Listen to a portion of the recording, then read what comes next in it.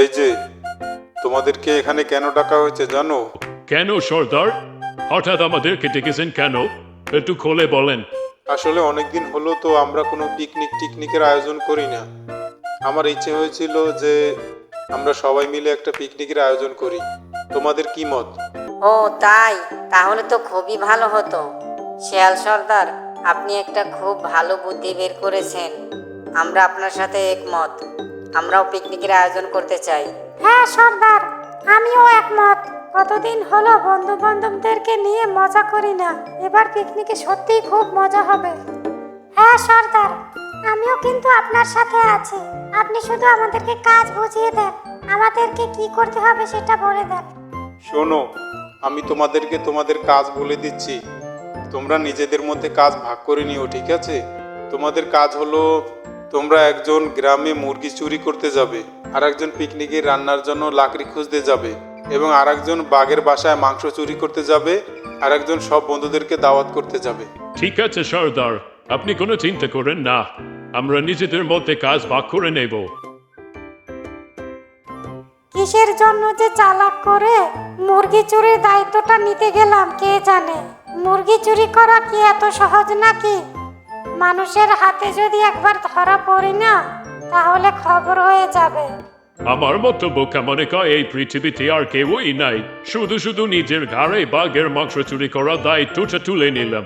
বাঘের মাংস চুরি করা কি মুখের কথা? বাঘ যদি একবার ধরে ফেলে তাহলে তো আর রুখে নেই। কি আর করার, দায়িত্ব যেহেতু নিয়ে ফেলেছি সে তো করতেই হবে।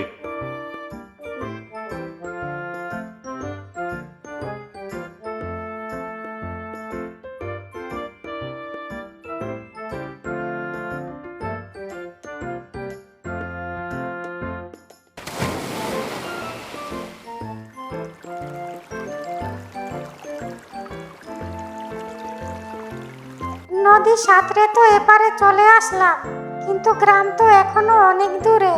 আজকে অনেক পরিশ্রম করতে হবে। এই তো প্রায় এসে পড়েছি।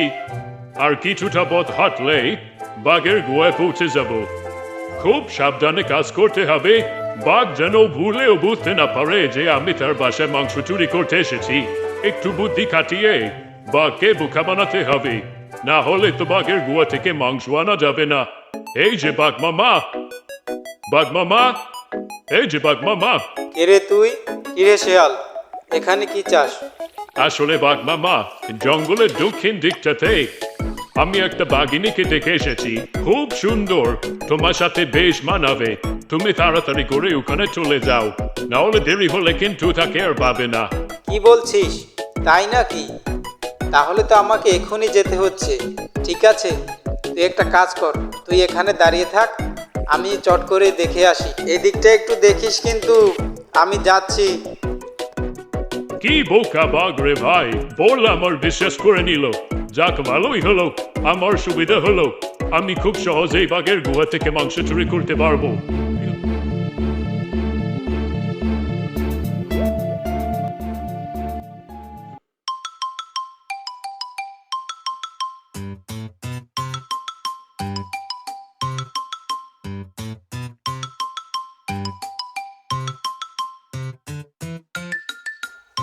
যাক, শেষমেশ গ্রামে এসে পৌঁছেই গেলাম।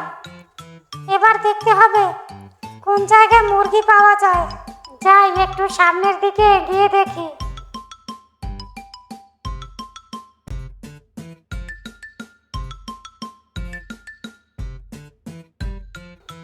আরে, এই যে একটা বাড়ির সামনে মুরগির খোপ আছে। এখানে অবশ্যই মুরগি আছে। আমি একটা কাজ করি, দেখি কোনো ঝোপঝাড় পাই কিনা। কোনো ঝোপঝাড়ে আপাতত লুকিয়ে থাকি, রাতে এসে মুরগি চুরি করে নিয়ে যাব।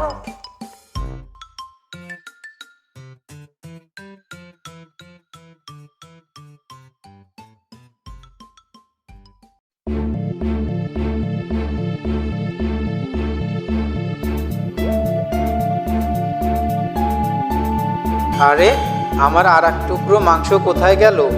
ও বুঝেছি, তাহলে এটা ওই শয়তান শেয়ালটার কাজ। আমাকে ভুলভাল বুঝিয়ে মাংস চুরি করে পালিয়েছে। ওটাকে তো আমি চিনি, ওটা তো শেয়াল সর্দারের চেলা।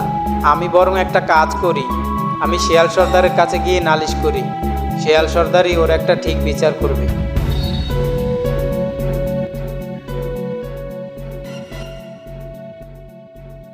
অগিন্নি শুনছো, চলো আমরা আমাদের কাজ নিজেদের মধ্যে ভাগ করে নেই। তুমি ঈগলের বাসায় চলে যাবে দাওয়াত দিতে, আর আমি বানরকে দাওয়াত দিয়ে লাকড়ি নিয়ে চলে যাব।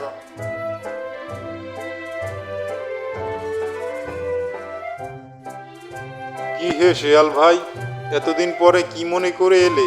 আসলে হয়েছে কি বানর ভাই, আমাদের শেয়াল সর্দার একটা পিকনিকের আয়োজন করেছে, তো সেই জন্য আমি তোমার কাছে এসেছি তোমাকে দাওয়াত দিতে। তুমি আমাদের পিকনিকে আসবে কিন্তু। আচ্ছা ঠিক আছে শেয়াল ভাই, আমি তোমাদের পিকনিকে যথাসময়ে চলে আসব।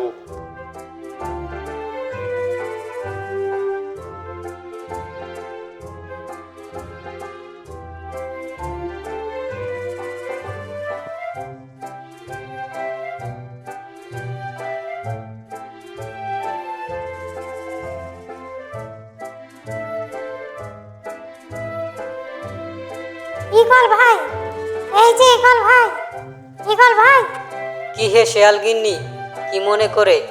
ঈগল ভাই, আমাদের সর্দার একটা পিকনিকের আয়োজন করেছে, সেই জন্য আমি তোমার কাছে এসেছি তোমাকে দাওয়াত দিতে। তুমি আমাদের পিকনিকে আসবে কিন্তু। হ্যাঁ ঠিক আছে শেয়াল গিন্নি, তুমি নিশ্চিন্তে থাকো, আমি যথাসময়ে তোমাদের পিকনিকের আয়োজনে চলে আসব।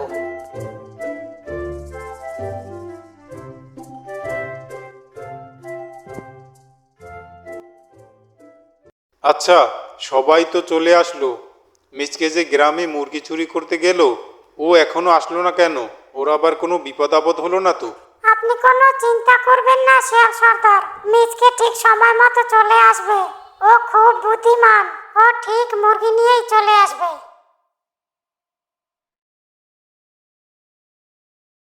এই যে শিয়াল সর্দার, আমি মুরগি নিয়ে চলে এসেছি। এই যে মিচকে মুরগি নিয়ে চলে এসেছে, এবার জমবে পিকনিক, সবাই নাচো।